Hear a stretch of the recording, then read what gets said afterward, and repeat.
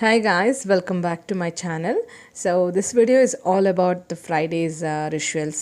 So Friday video shoot ಮಾಡಿದೆ but unfortunately edit ಮಾಡಿ video upload ಮಾಡೋಕ್ಕಾಗಿಲ್ಲ because due to some health condition. ಅಂದರೆ I am fine, completely fine, but ನನ್ನ ಮಗಳಿಗೆ ಸ್ವಲ್ಪ ಹುಷಾರಿಲ್ಲ.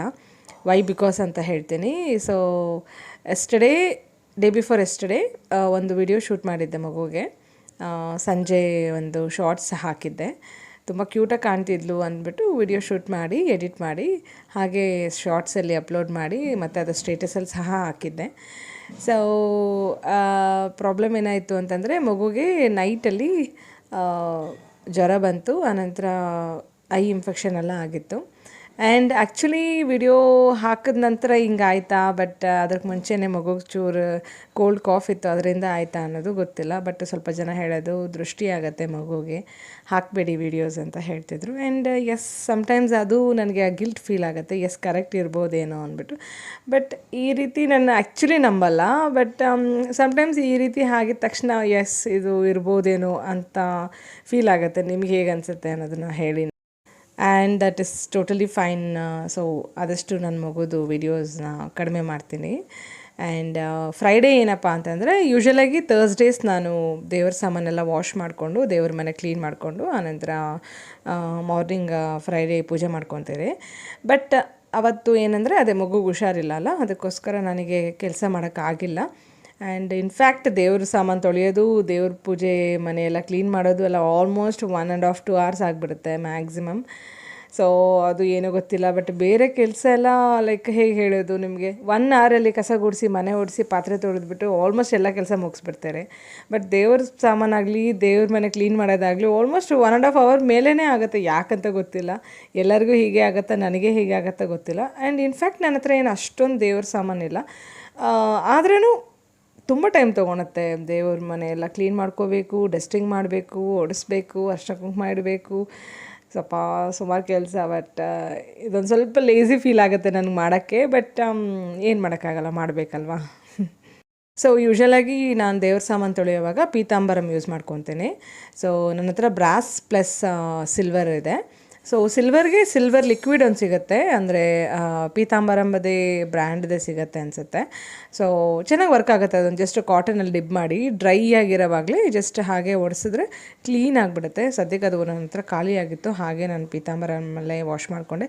ಆ್ಯಕ್ಚುಲಿ ಅದರಲ್ಲಿ ಮಾಡಿದ್ರೆ ಹೊಸದಾಗಿ ಕಾಣುತ್ತೆ ನಮಗೆ, ಫುಲ್ಲು ಕ್ಲೀನಾಗಿ. ಕಪ್ಪಿರುತ್ತಲ್ಲ, ಕಪ್ಪೆಲ್ಲ ಹೋಗಿ ಕ್ಲೀನಾಗಿ ಕಾಣುತ್ತೆ. ಆ್ಯಂಡ್ ಸೊ ಪಾತ್ರೆ ತೊಳೆದಿದ್ದಾಯಿತು. ದೇವ್ರ ಸಾಮಾನು ತೊಳೆದಿದ್ದ ತಕ್ಷಣ ನಾನು ಏನು ಮಾಡ್ತೀನಿ ಅಂದರೆ ಅದನ್ನು ಕ್ಲೀನಾಗಿ ಒರೆಸ್ಕೊಂಡ್ಬಿಡ್ತೀನಿ ಒಂದು ಡ್ರೈ ಕ್ಲಾತಲ್ಲಿ. ಬಿಕಾಸ್ ಆ ವಾಟರ್ ಸ್ಟ್ರೈನ್ಸ್ ಇರುತ್ತಲ್ಲ, ಅದು ಹಾಗೆ ಇದ್ದರೆ ಚೆನ್ನಾಗಿ ಕಾಣಲ್ಲ ಆ್ಯಕ್ಚುಲಿ. ಅದಕ್ಕೋಸ್ಕರ ಹಾಗೆ ಕ್ಲೀನ್ ಮಾಡ್ಕೊತೀನಿ. ಆ್ಯಂಡ್ ಇದೊಂದು ಬ್ರಷ್. ಸೊ ಈ ರೀತಿ ದೇವ್ರ ಮನೇಲಿ ಪರಕೆ ಹಾಕಬಾರ್ದು, ಅದಕ್ಕೋಸ್ಕರ ಈ ರೀತಿ ಒಂದು ಬ್ರಷ್ ಒಂದು ಯೂಸ್ ಮಾಡ್ತಿದ್ದೀರಿ ನಾವು. ಸೊ ಇದು ನಿಮ್ಗೆ ಏನಾದರೂ ಯೂಸ್ ಆದರೆ ನೀವು ಟ್ರೈ ಮಾಡಿ. ಸೊ ಇದು ಯೂಶ್ವಲಾಗಿ ಎಲ್ಲ ಸೂಪರ್ ಮಾರ್ಕೆಟ್ಸಲ್ಲಿ ಸಿಗುತ್ತೆ ನಿಮಗೆ. ಅದು cost about 150 rupees or 120 rupees ಆಗುತ್ತೆ ಅಷ್ಟೇ. ಇದು ಆರಾಮಾಗಿ ಬ್ರಷ್ ಥರ ಇರುತ್ತಲ್ಲ, ಕ್ಲೀನಾಗಿ ಧೂಳು ಸಮೇತ ಬರುತ್ತೆ. ಸೊ ಇದನ್ನು ದೇವ್ರ ಮನೆಗೆ ಅಂತಲೇ ಇಟ್ಟಿದ್ದೀನಿ ನಾನು.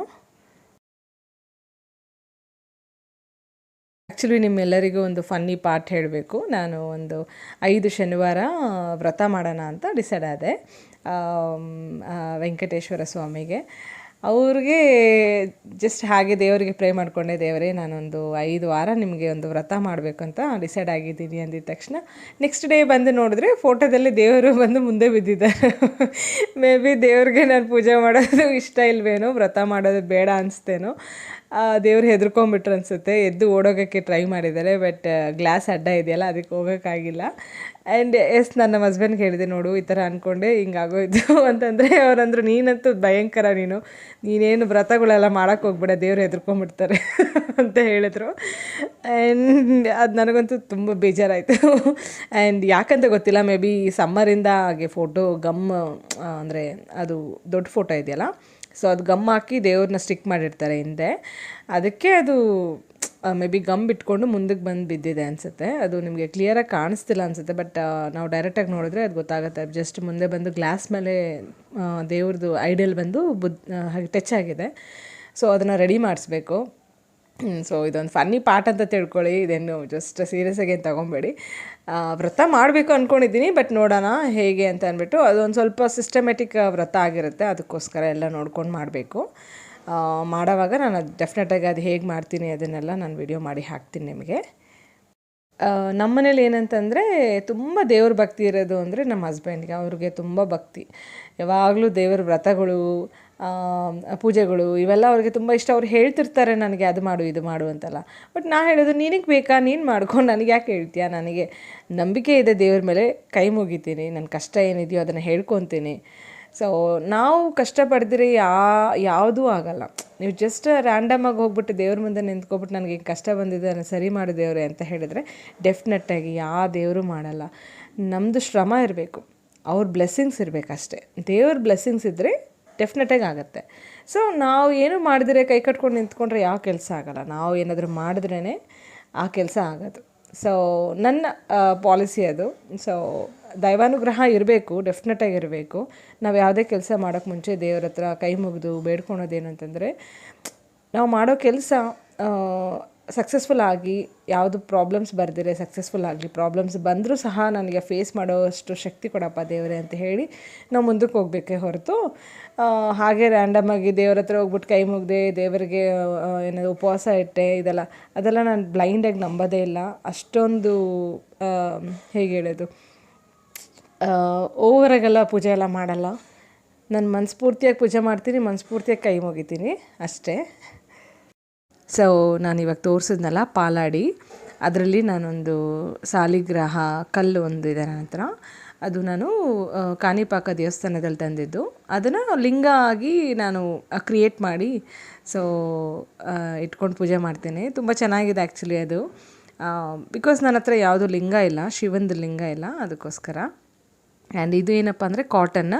ಸೊ ಇವಾಗೆಲ್ಲ ಕಾಟನ್ಸ್ ಹೇಗಾಗುತ್ತೆ ಅಂತಂದರೆ, ಜಸ್ಟ್ ಹಾಗಿಟ್ಟಿದ್ದೊಂದು 10 ನಿಮಿಷಕ್ಕೆಲ್ಲ ಸುಟ್ಟೋಗಿ ಬೂದಿಯಾಗಿ ಕಪ್ಪಾಗಿಬಿಡುತ್ತೆ ದೀಪ ಎಲ್ಲ. ಸೊ ನನಗದು ತುಂಬ ಬೇಜಾರು ಅನಿಸೋದು. ಅಂದರೆ ಪ್ರತಿ ಸಲ ವಾಶ್ ಮಾಡೋಕ್ಕಾಗಲ್ಲ. ಈ ರೀತಿ ನೋಡಿ, ನಂದು ಲಕ್ಷ್ಮೀದು ದೀಪ ಬೆಳ್ಳಿದು ಆ್ಯಕ್ಚುಲಿ ಈ ಥರ ಫುಲ್ಲು ಕಪ್ಪಾಗಿಬಿಟ್ಟಿದೆ. ಅದಕ್ಕೋಸ್ಕರ ನಾನು ಇವಾಗ ಕಾಟನ್, ಪ್ಯೂರ್ ಕಾಟನ್ದು ಥ್ರೆಡ್ ಸಿಗ್ತಿದೆ, ಅಂತಂದರೆ ಬತ್ತಿ ಸಿಗ್ತಿದೆ.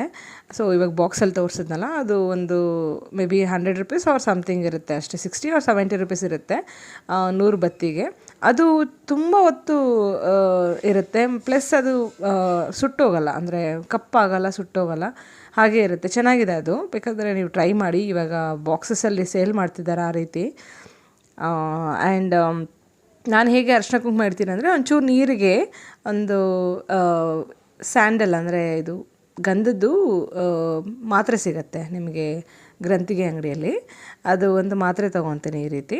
ಸೊ ಇದನ್ನು ಹಾಕಿದ್ರೆ ಕುಂಕುಮ ಕ್ಲೀನಾಗಿ ಇರುತ್ತೆ. ಅಂದರೆ ನೀವು ನೆಕ್ಸ್ಟ್ ಕ್ಲೀನ್ ಮಾಡೋವರೆಗೂ ಅದು ಗಟ್ಟಿಯಾಗಿ ಹಾಗೆ ಇರುತ್ತೆ, ಉದುರೋಗೋದಿಲ್ಲ. ಯೂಶ್ವಲಾಗಿ ಬರೀ ನೀರಲ್ಲಿ ಅರಿಶಿನ ಮಿಕ್ಸ್ ಮಾಡಿ ಹಚ್ಚಿದ್ರೆ ಅದು ಬಿದೋಗುತ್ತೆ, ಅಂದರೆ ಇರೋದಿಲ್ಲ ಅಲ್ಲ, ಫೋಟೋದಲ್ಲಿ ನಿಲ್ಲೋದಿಲ್ಲ.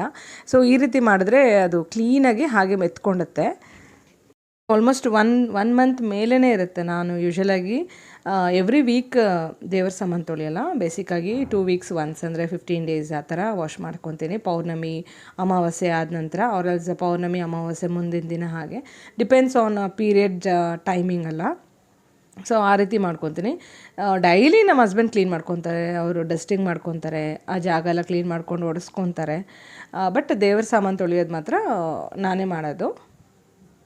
ಇದನ್ನು ಬೇಸಿಕ್ಕಾಗಿ ನಾನು ಥರ್ಸ್ಡೇಸೇ ಮಾಡಿಬಿಡ್ತೀನಿ. ಸೊ ಫ್ರೈಡೇ ಬೆಳಗ್ಗೆ ಎದ್ದ ತಕ್ಷಣ ಪೂಜೆ ಮಾಡೋಕ್ಕೆ ಚೆನ್ನಾಗಿರುತ್ತೆ ಅಂದ್ಬಿಟ್ಟು. ಬಟ್ ಮಗುಗೆ ಹುಷಾರಿಲ್ಲ, ಅದಕ್ಕೋಸ್ಕರ ಇವತ್ತು ಫ್ರೈಡೇ ಮಾರ್ನಿಂಗ್ ಮಾಡೋಕ್ಕೂ ನಂಗೆ ಟೈಮ್ ಇಲ್ಲ. ಸೊ ಸಂಜೆ 4:30ಗೆ ಲೈಕ್ ಸ್ನಾನ ಮಾಡಿಕೊಂಡು ಎಲ್ಲ ಕ್ಲೀನ್ ಮಾಡಿಕೊಂಡು, ಆನಂತರ ದೇವ್ರ ಸಾಮಾನೆಲ್ಲ ತೊಳೆದು ದೇವ್ರ ಫೋಟೋ ಎಲ್ಲ ಒಡಿಸ್ಕೊಂಡು ಪೂಜೆ ಮಾಡಿಕೊಂಡೆ. ಸೊ ಪೂಜೆ ಮಾಡೋ ಅಷ್ಟರಲ್ಲಿ ನಂಗೆ ಆಲ್ಮೋಸ್ಟ್ 6 o'clock ಆಯಿತು. ಅಂದರೆ ಜಸ್ಟ್ ಗೆಸ್ ಔಟ್ ಎಷ್ಟು ಟೈಮ್ ತೊಗೊಳತ್ತೆ. 4:30ಗೆ ಸ್ಟಾರ್ಟ್ ಮಾಡಿದ್ದು 6 o'clock ಆಯಿತು. ಇಷ್ಟು ಟೈಮ್ ಆಯಿತು. ನಾವು ಯಾವುದೇ ಕೆಲಸ ಮಾಡೋವಾಗೂ ಇಷ್ಟು ಟೈಮ್ ಆಗಲ್ವೇನೋ, ಬಟ್ ದೇವ್ರ ಪೂಜೆ ಮಾಡೋದು, ದೇವ್ರ ಕಾರ್ಯ ಮಾಡೋದು ಬೇಗ ಆಗೋದೇ ಇಲ್ಲ, ತುಂಬ ಲೇಟ್ ಆಗುತ್ತೆ. ಅದು ಮೇ ಬಿ ದೇವ್ರು ನಮ್ಮ ಪೇಷನ್ಸ್ನ ಚೆಕ್ ಮಾಡ್ತಾರೆ ಅನಿಸುತ್ತೆ. ಆ್ಯಂಡ್ ಇದು ಬಂದು ಆ್ಯಕ್ಚುಲಿ ನನಗೆ ಯಾರೋ ಒಬ್ರು ಗಿಫ್ಟ್ ಮಾಡಿದ್ದು ಆ ದೀಪ. ಅದು ಏನಂತಾರೆ, ಕಾಮಾಕ್ಷಿ ಅಮ್ಮ ದೀಪ ಅಂತ ಹೇಳ್ತಾರೆ. ಬಟ್ ಅದು ಕಾಮಾಕ್ಷಿ ದೀಪ ಅಲ್ಲ, ಅದು ಮಹಾಲಕ್ಷ್ಮಿ ದೀಪ. ಕಾಮಾಕ್ಷಿ ದೀಪಕ್ಕೆ ಐಡಲ್ ಇರುತ್ತಲ್ಲ, ಆ ದೀಪದಲ್ಲಿ ಲಕ್ಷ್ಮಿ ಥರ ಐಡಲ್ ಇರುತ್ತೆ ನೋಡಿ. ಆ್ಯಕ್ಚುಲಿ ಕಾಮಾಕ್ಷಿ ಅಮ್ಮ ಬಂದುಬಿಟ್ಟು ಶುಗರ್ ಕೇನ್ ಇಟ್ಕೊಂಡಿರ್ತಾರೆ, ಬಟ್ ಇದರಲ್ಲಿ ಆ ಕಡೆ ಈ ಕಡೆ ಎಲಿಫೆಂಟ್ ಇದೆ. ಸೊ ಇದು ಮಹಾಲಕ್ಷ್ಮಿ ಸ್ವರೂಪ. ಅದಕ್ಕೋಸ್ಕರ ನೀವು ತೊಗೊಳೋವಾಗ ಆಗಲಿ ಇಲ್ಲ ಯಾರಿಗಾದ್ರೂ ಕೊಡ್ಸೋವಾಗಲಿ ನೀವು ಪ್ಲ್ಯಾನ್ ಮಾಡ್ತಿದ್ರೆ ನೀವು ಅದನ್ನು ನೋಡಿಕೊಂಡು ಮಾತ್ರ ತಗೋಬೋದು. ನಾನು ಹೀಗೆ ಲಿಂಗ ರೆಡಿ ಮಾಡಿ ಇಟ್ಕೊಂಡಿದ್ದೀನಿ. ಒಂಚೂರು ಅಕ್ಕಿ ಹಾಕಿಬಿಟ್ಟು ಅದರಲ್ಲಿ ನಾನು ಅದು ಏನಂತೀರ ಸಾಲಿಗ್ರಹ ಕಲ್ಲದು ಹಾಗೆ ಇಟ್ಟಿದ್ದೀನಿ ಲಿಂಗ ಥರ. ಆ್ಯಂಡ್ ಪ್ರತಿಯೊಂದಕ್ಕೂ ನಾನು ಅಕ್ಕಿ ಹಾಕಿ ಅದ್ರ ಮೇಲೆ ದೇವ್ರನ್ನ ಇಡ್ತೀನಿ.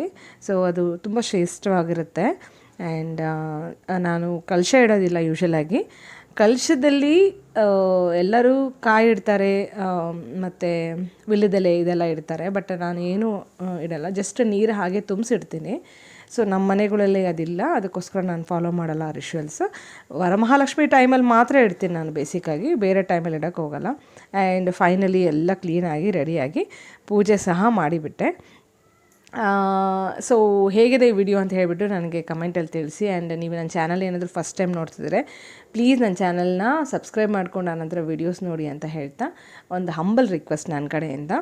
ಆ್ಯಂಡ್ ಈ ವಿಡಿಯೋ ಶೂಟ್ ಮಾಡೋ ಅಷ್ಟರಲ್ಲಿ ನಂಗೆ ಸಾಕಾಯಿತು, ಬಿಕಾಸ್ ಕೆಲಸ ಮಾಡ್ತಾನೆ ನನಗೆ ಬೋರ್ ಹೊಡಿತಿತ್ತು. ಆ ಕೆಲಸದಲ್ಲಿ ವಿಡಿಯೋ ಶೂಟ್ ಮಾಡಬೇಕು ಅಂದರೆ ಇನ್ನೂ ಕೋಪ ಬರ್ತಿತ್ತು. ಬಟ್ ನನಗೇನಂತಂದರೆ ವಿಡಿಯೋ ಹಾಕಬೇಕು, ನಾನು ವಿಡಿಯೋ ಹಾಕ್ದಿರೆ ಇರೋಕ್ಕಾಗಲ್ಲ. ಸೊ ನಾನು ಮನೇಲೇ ಇರ್ತೀನಿ, ಎಂಥ ವಿಡಿಯೋ ಹಾಕೋದು, ಏನಾದರೂ ಒಂದು ಮಾಡಿ ವಿಡಿಯೋ ಮಾಡಿ ಹಾಕ್ತಾ ಇರಬೇಕು ಅನ್ನೋದು ನನ್ನ ಕಾನ್ಸೆಪ್ಟ್. ಅಫ್ಕೋರ್ಸ್ ಇದನ್ನು ನೋಡಿ ಖುಷಿ ಪಡೆಯೋರು ಇರ್ತಾರೆ, ಅಂಥವ್ರಿಗೆ ನನ್ನ ವಿಡಿಯೋನ ಶೇರ್ ಮಾಡಿ. ಈ ವಿಡಿಯೋ ಹೇಗಿದೆ ಅಂತ ಹೇಳ್ಬಿಟ್ಟು ನನಗೆ ಕಮೆಂಟಲ್ಲಿ ತಿಳಿಸಿ. ಆ್ಯಂಡ್ ನನಗೆ ಚೂರು ಲ್ಯಾಂಗ್ವೇಜ್ ಇಶ್ಯೂ ಆಗ್ತಾ ಇರುತ್ತೆ, ಪ್ಲೀಸ್ ಸ್ವಲ್ಪ ಅಡ್ಜಸ್ಟ್ ಮಾಡ್ಕೊಳ್ಳಿ. ಕ್ಲಿಯರಾಗಿ ನಾನು ಕನ್ನಡದಲ್ಲಿ ಸ್ಪಷ್ಟವಾಗಿ ಮಾತಾಡಬೇಕು ಅಂತ ಟ್ರೈ ಮಾಡ್ತೀನಿ, ಬಟ್ ನಾಟ್ ಶ್ಯೂರ್ ಅಷ್ಟು ಕ್ಲಿಯರಾಗಿ ಬರುತ್ತೆ ಅಂತ ನನಗೆ ಹೇಳೋಕ್ಕಾಗಲ್ಲ. ಬಿಕಾಸ್ ನಾನು ಹೇಳಿದಂಗೆ we are both languages, Telugu and Kannada ಎರಡೂ ಮಾತಾಡ್ತೀರಿ. ಸೊ ಅದಕ್ಕೋಸ್ಕರ ಕರೆಕ್ಟಾಗಿ ಒಂದು ಲ್ಯಾಂಗ್ವೇಜ್ ಬರ್ತಾಯಿಲ್ಲ ನನಗೆ. ನನ್ನ ಗಂಟ್ಲಲ್ಲಿ ಇನ್ನೂ ಕಿರಿಕಿರಿ ಸರಿ ಹೋಗಿಲ್ಲ, ಸ್ಟಿಲ್ ಅದು ಕಾಫ್ ಎಲ್ಲ ಹಾಗೇ ಇದೆ. ಸಮ್ಟೈಮ್ಸ್ ಕೆಮ್ಮು ಬರುತ್ತೆ. ಈ ವೆದರ್ ಮೇ ಬಿ ಮಳೆ ಬರುತ್ತೆ, ತಿರ್ಗಾ ಸೆಕೆ ಆಗುತ್ತೆ, ಬಿಸಿಲು ಬರುತ್ತೆ, ತಿರ್ಗಾ ಮಳೆ ಬರುತ್ತೆ. ಬೆಂಗಳೂರು ಕ್ಲೈಮೇಟ್ ಅಂತೂ ನಾವು ಎಕ್ಸ್ಪೆಕ್ಟ್ ಮಾಡೋಕ್ಕೆ ಆಗಲ್ಲ ಯಾವ ರೀತಿ ಇರುತ್ತೆ ಅಂದ್ಬಿಟ್ಟು. ತುಂಬ ಹಾರಿಬಲ್ ಆಗಿದೆ. ಆ್ಯಂಡ್ ಫೈನಲಿ ವಿಡಿಯೋ ಎಂಡ್ ಮಾಡೋ ಟೈಮ್ ಬಂದಿದೆ. And I meet you in another interesting video ಅಂತ ಹೇಳ್ತಾ ಈ ವಿಡಿಯೋ ಎಂಡ್ ಮಾಡ್ತಿದ್ದೀನಿ. Love you all and meet you in the next video. Until then take care, bye.